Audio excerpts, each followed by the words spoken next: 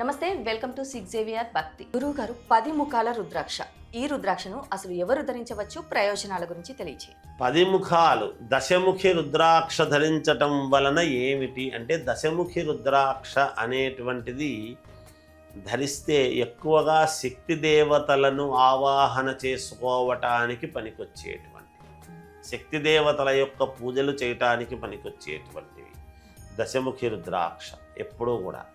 ఎందుకంటే కొంచెము కోపము, ఆవేశము అవన్నీ కూడా వస్తాయి ఇవి ధరించినప్పుడు. అవి వచ్చినప్పుడు మనము పాటించాల్సినటువంటిది ఏమిటి అంటే, దైవ సంబంధమైనటువంటి కార్యాలకు చాలా దగ్గరగా ఉపవాసం అంటాం మనం.